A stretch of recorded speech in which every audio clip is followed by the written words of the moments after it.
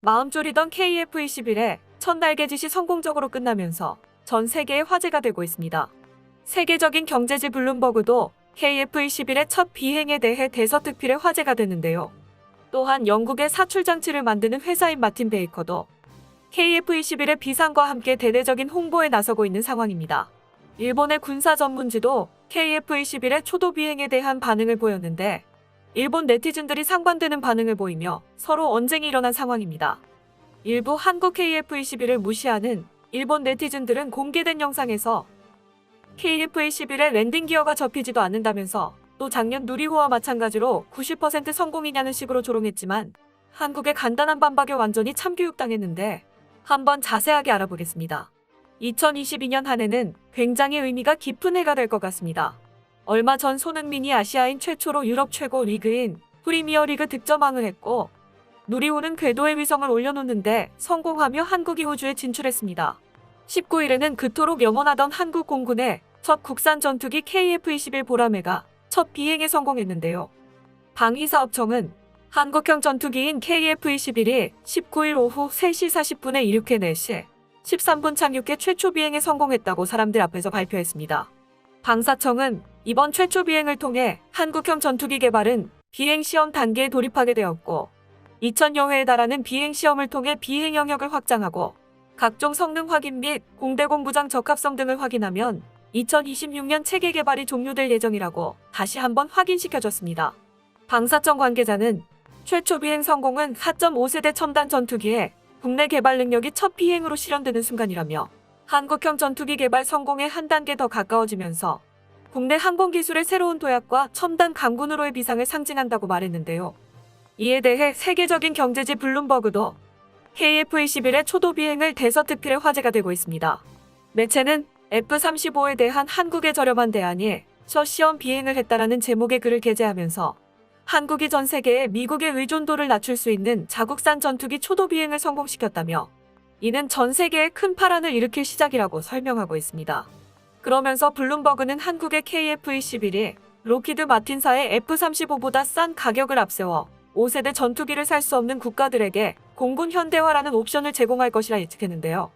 제일 먼저 그 행운의 국가가 인도네시아가 될 것 같았지만 총 사업비 67억 달러가 책정된 KF-21 프로젝트에서 20% 지분을 내고 공동 개발에 나선 인도네시아는 한때 물러나겠다고 빗장을 놓으면서 한국을 위협했다고 비난했습니다. 매체는 양국이 아직까지도 의견 차이를 극복하지 못해 인도네시아의 사업 참여는 불투명하다고 설명했습니다. 한국은 작년 4월에 KF-21의 디자인을 공개하는 것만으로도 중국, 일본, 북한 등 이웃 국가들을 불편하게 만드는 능력을 보여줬는데 얼마 전에 잠수함에서 발사된 첫 탄도 미사일과 우주 로켓 발사 등 한국이 이룬 비약적인 발전을 보면 이해되는 반응이라고 말했죠. 이뿐만이 아닙니다. KF-21의 성공적인 초도 비행으로 인해 세계 방산업체들은 자사 제품을 홍보하기 바쁩니다. 영국의 마틴 베이커는 KF-21 보람의 전투기를 위해 개발한 KR-18A 분사형 좌석을 선보이고 있는데요. 영국 회사의 비즈니스 개발 책임자인 스티브 베노는 유럽에서 가장 큰 에어쇼로 손꼽히는 영국 판보로 에어쇼에서 실제 KF-21 조종사들이 훈련에 사용했던 더미 KR-18A를 전시해 눈길을 끌고 있습니다. 그러면서 그는 KR-18A가 다양한 체형의 파일럿들을 안전하게 비상 사출할 수 있다고 대대적으로 홍보했습니다. 마틴 베이커는 KF-21이 카이 생산시설과 인접한 사천공항에서 활주 시험을 할 때부터 홍보에 있어 중요한 기회라고 생각했죠. 마틴 베이커는 이미 170대의 KF-21 사출 좌석 물량을 확보해 놓은 상태이지만 KF-21이 해외에 많이 팔릴수록 자사의 제품도 팔리기 때문에 KF-21 수출을 지원할 것으로 보입니다. 대부분의 국가들이 KF-21의 등장을 반기는 반면 이런 분위기가 불편한 국가가 있습니다. 바로 일본인데요. 일본의 대표적인 군사 매체 한국만능론은 KF-21의 초도 비행 CJ-로기가 초도 비행에 성공했다고 속보로 내놓았습니다. 그러면서 KF-21의 비행 영상을 공개했습니다. 영상을 본 일본 네티즌들은 전투기 분야에서도 이미 한국이 일본보다 위다. 한국은 4.5세대 국산 전투기를 개발하고 지상 주행 시험과 비행 시험까지 성공했다. 일본은 기술도 노하우도 없으면서 분수도 모르고 만들 수도 없는 5세대 전투기를 개발한다고 하고 있으니 한국과 딴판이다. 전투기 개발 축하합니다. 이제는 이왕이면 같은 편이 돼서 적들과 싸웠으면 좋겠어요. 개발이 너무 빠른 것 아닌가요? 빨리빨리 정신이라고 해서 무엇이든 서두르는 한국의 국민성이 잘 묻어나오네요. 계획도 잘 나오고 있는 것 같아요. 자국에서 못 만드는 기술은 해외에서 사와서 얼른 개발할 수 있었던 것 같아요.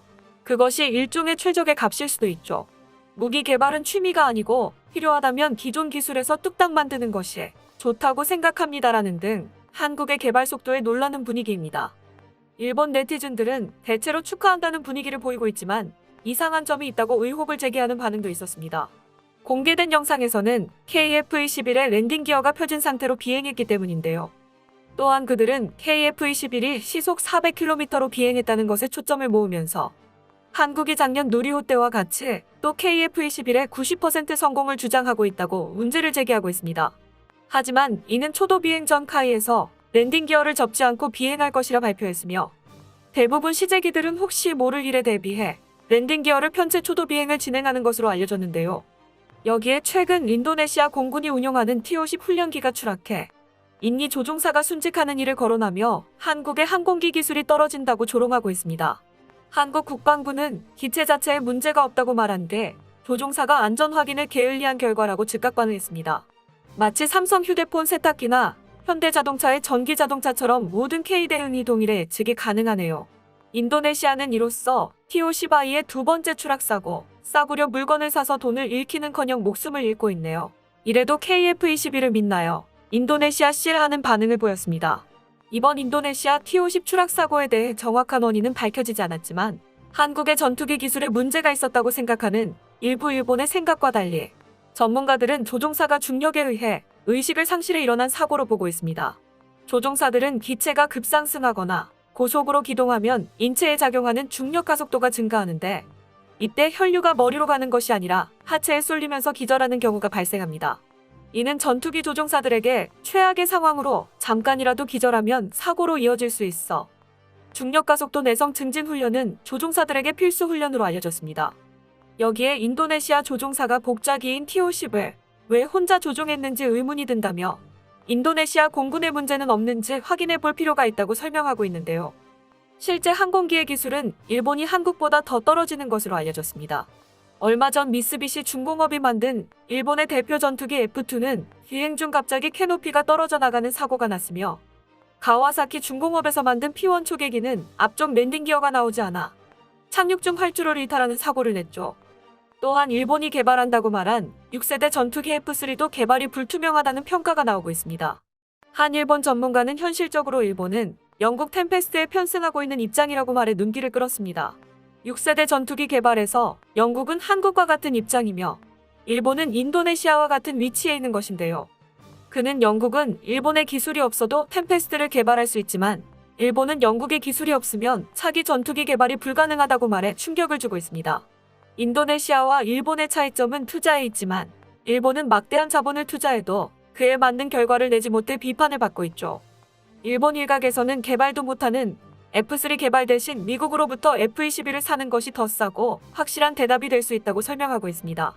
일본은 한국을 무시하고 있지만 실상은 한국이 전투기까지 앞질렀다는 평가를 받고 있습니다.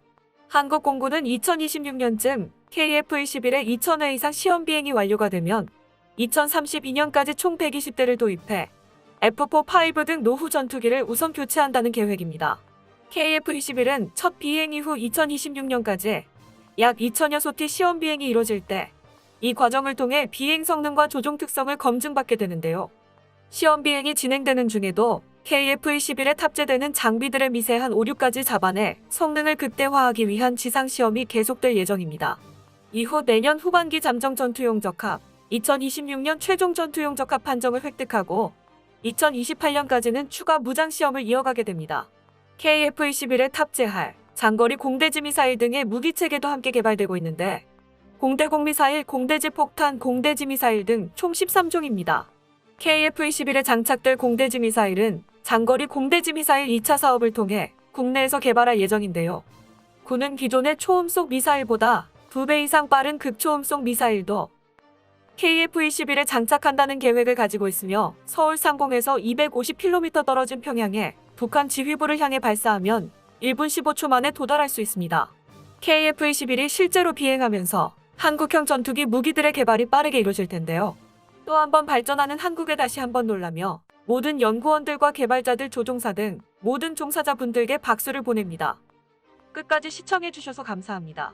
도움이 되셨다면 좋아요를, 다른 이야기도 궁금하시면 구독을 눌러주세요.